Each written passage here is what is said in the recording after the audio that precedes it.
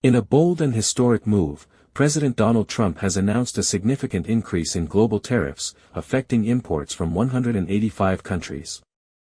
This sweeping policy marks a dramatic shift in U.S. trade strategy, aiming to reclaim American industry and wealth. But how will this affect the U.S. economy, and is this really the economic revival Trump promises? Let's dive into the consequences of this new tariff regime and its broader implications. In a historic and bold move, President Donald Trump has officially announced a significant increase in tariffs, which will affect imports from 185 countries around the globe.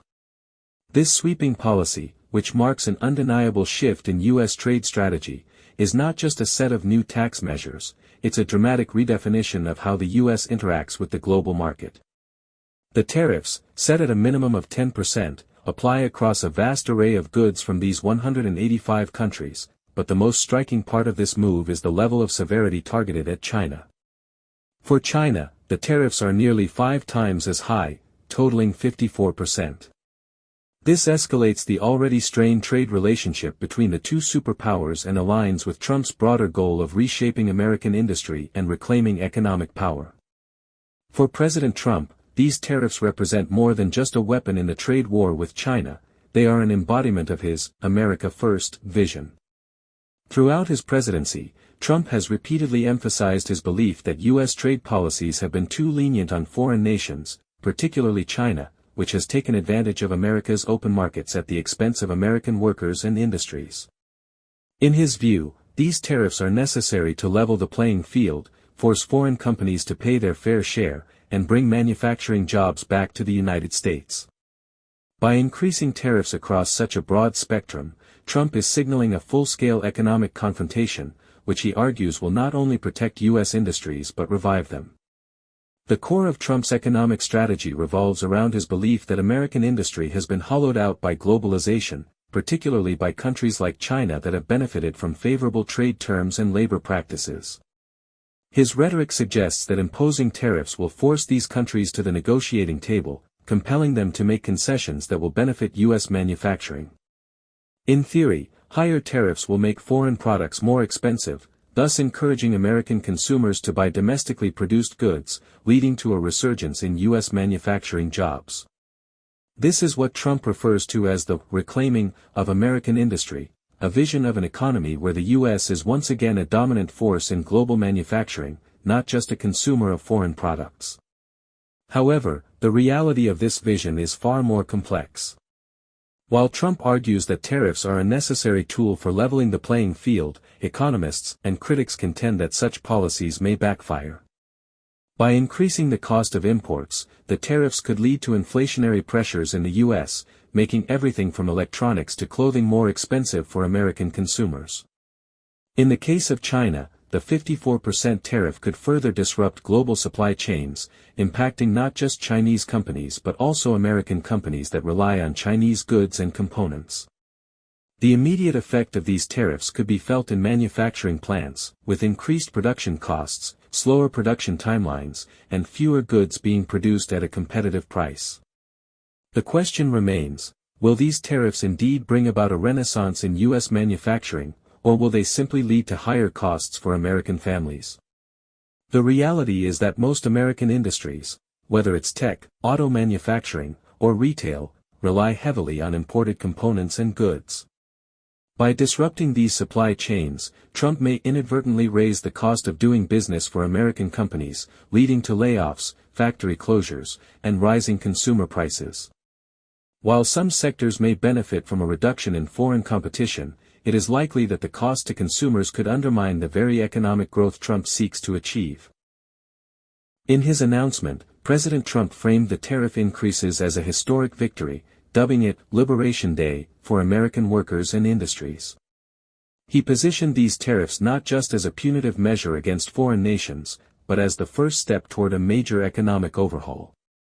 Trump's rhetoric suggested that this would be the rebirth of American industry, with factories reopened, manufacturing jobs flooding back, and the U.S. economy becoming less reliant on foreign-made goods. For Trump, the narrative of Liberation Day symbolized America's freedom from the constraints of globalization and foreign competition, ushering in a new era of self-reliance and economic sovereignty. However, the optimistic tone of Liberation Day overlooks the complexity of the situation. While the concept of reclaiming American manufacturing and reducing reliance on foreign imports is appealing on the surface, the reality of the tariffs' impact is much more nuanced. As these tariffs begin to take effect, many Americans are already seeing higher prices for goods. What Trump positioned as a day of economic freedom could very well turn into a day of economic disruption for the average American consumer. Trump's idea of Liberation Day is rooted in a long-standing populist belief that American workers have been left behind by trade deals and foreign competition. For decades, industries in the U.S. have moved abroad, taking with them jobs that were once staples of the American workforce. Trump's solution is simple: impose tariffs on foreign goods, forcing companies to bring production back home, thereby revitalizing domestic industries and creating jobs. In his view, these tariffs are the antidote to decades of trade imbalances and the erosion of U.S. manufacturing. However, this vision ignores the structural realities of modern global trade. The world is more interconnected than ever before, and industries rely on global supply chains that have taken decades to build. Tariffs, while designed to penalize foreign competition, can disrupt these delicate supply chains, leading to a range of unintended consequences. For example, the automotive industry, which Trump has targeted with hefty tariffs, relies on components and raw materials from all over the world, including China, Mexico, and Canada. Imposing tariffs on these imported parts could drive up the cost of car production, affecting both U.S. manufacturers and American consumers. While Trump and his administration argue that tariffs will benefit American manufacturers by encouraging them to move production back to the U.S., the reality is that tariffs don't just hurt foreign producers, they hurt American consumers as well. When the cost of imported goods rises due to tariffs, companies that rely on these goods face higher production costs. To cover these increased costs, businesses often raise their prices, which is ultimately passed on to the consumer. This means that the tariffs, far from being a tax on foreign countries, are effectively a tax on American families. For example, consider the tariffs imposed on imported cars and auto parts. These tariffs will increase the cost of vehicles in the U.S., a market that has long relied on foreign-made components. While Trump supporters may cheer at the prospect of seeing American-made cars on the roads, they may be dismayed when they find that their next car purchase comes with a significantly higher price tag. The same dynamic applies to a range of products, electronics, clothing, and food, that rely on global supply chains and cheap imports. One of the most misleading aspects of President Trump's tariff policies is the common misconception that these tariffs are a tax on foreign countries and businesses. In reality, tariffs are not paid by the foreign producers or governments, they are paid by American consumers.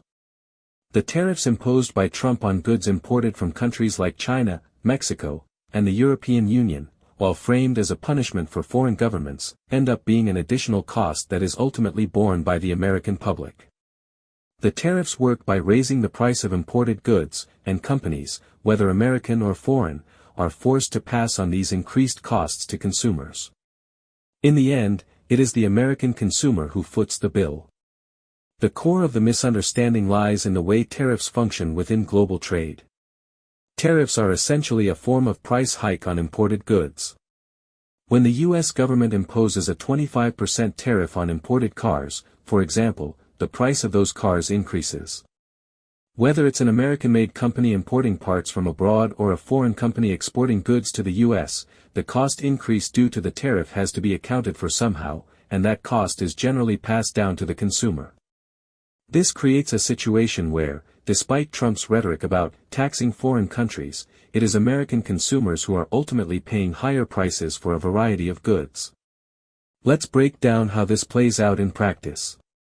Suppose an American consumer is looking to buy a car. Under normal circumstances, car manufacturers can source parts from around the world, whether from China, Mexico, or other countries, where labor and production costs are lower. This allows car manufacturers to keep the overall cost of the vehicle relatively affordable for the average American consumer. But when tariffs are imposed on parts coming from these countries, the cost of those parts goes up.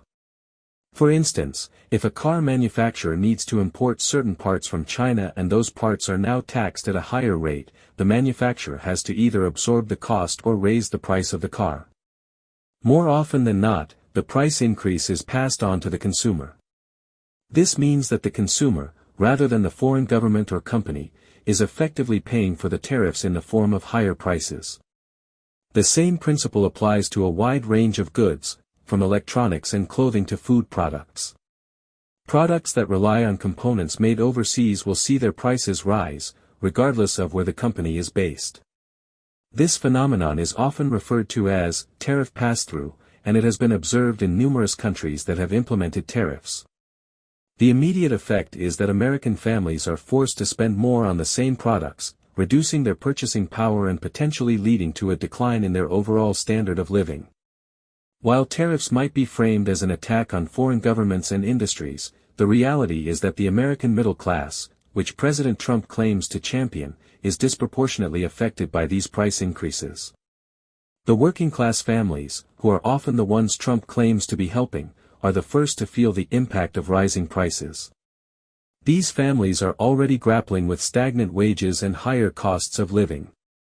The additional burden of tariffs exacerbates this issue, as it raises the cost of everyday items, whether it's a new refrigerator, a pair of shoes, or a new phone. In the long run, higher prices due to tariffs can lead to significant shifts in consumer behavior. When prices rise, consumers may cut back on their spending, particularly on discretionary items like electronics, luxury goods, and even vehicles. As demand for these products declines, companies may face lower sales, which could ultimately lead to job losses or reduced work hours in sectors that are dependent on consumer spending. This creates a paradox. Trump's tariffs are meant to protect American jobs, but by driving up consumer costs and reducing demand, they could end up hurting the very workers he intends to protect.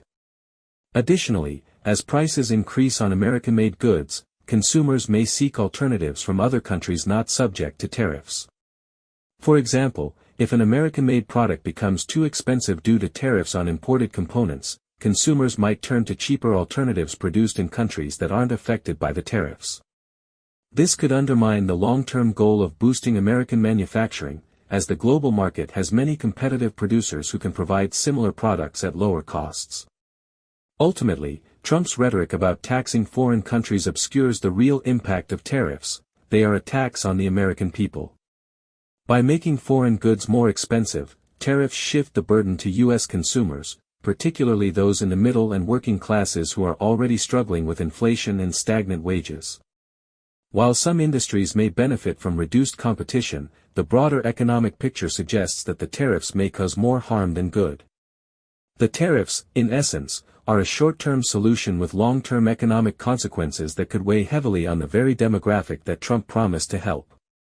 While Trump's tariffs may have been presented as a strategy to penalize foreign nations and restore U.S. manufacturing, the reality is that the American consumer is the one paying the price.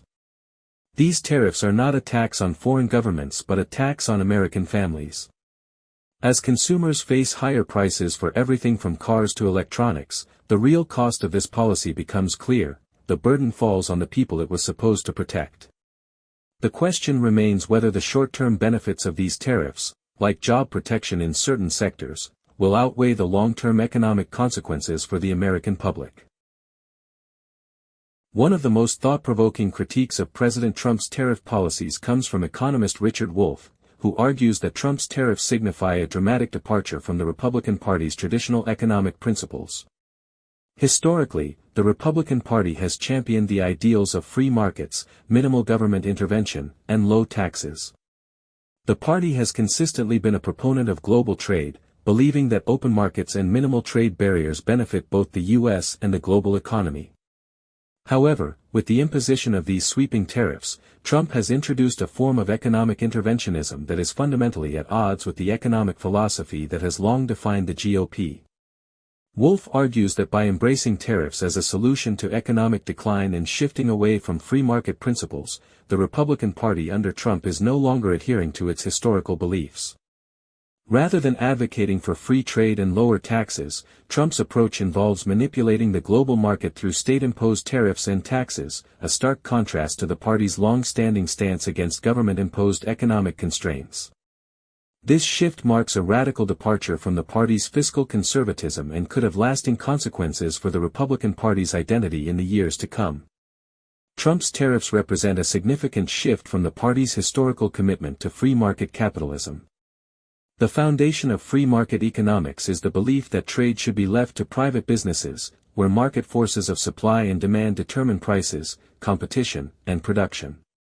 Under free market principles, government interference, such as tariffs, subsidies, or trade restrictions, is viewed as detrimental to economic growth because it distorts the natural flow of goods and services across borders. However, Trump's tariffs directly intervene in the marketplace, imposing government-imposed taxes on foreign goods in an effort to protect American industries from global competition. This policy is grounded in protectionism, a system where the government attempts to shield domestic industries from foreign competition, even at the cost of higher prices for consumers. Protectionism was historically associated with more isolationist economic policies and has been generally rejected by mainstream Republicans, who believe that free markets encourage innovation, efficiency, and the best outcomes for consumers. By embracing protectionist measures like tariffs, Trump is challenging the Republican Party's traditional economic orthodoxy, which has long placed its faith in the benefits of global free trade and minimal governmental interference in business.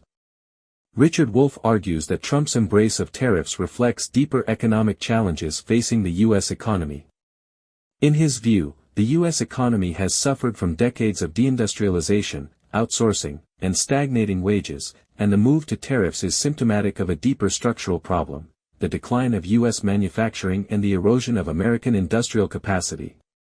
Instead of addressing the underlying causes of economic decline, such as income inequality, corporate monopolies, and the global shift in production, Trump's tariffs focus on a superficial fix, punishing foreign competitors instead of confronting domestic economic issues. Wolff believes that this economic interventionism may provide some short-term gains for U.S. industries, but it is not a sustainable solution for America's long-term economic problems. By imposing tariffs, Trump risks alienating foreign trading partners, leading to retaliatory tariffs that could further harm U.S. industries, particularly those reliant on global supply chains. Moreover, tariffs are a regressive form of taxation, hitting the working class hardest. President Trump's historic tariff announcement, while framed as a liberation day for the U.S., brings with it significant risks. While it may result in some gains for American industry, it could also lead to higher prices for consumers, causing inflationary pressures across the economy. As economist Richard Wolff points out, this policy marks a dramatic shift in Republican economic philosophy, highlighting deeper structural issues in the U.S. economy. The ultimate question remains: will these tariffs result in the promised economic prosperity for American workers, or will they lead to long-term economic instability? As we move forward, it's clear that the future of U.S. trade policy will be marked by intense debate and uncertainty. What do you think about the Trump administration's tariffs? Will they help American workers, or will they backfire? Leave your thoughts in the comments below, and don't forget to subscribe for more political and economic analysis.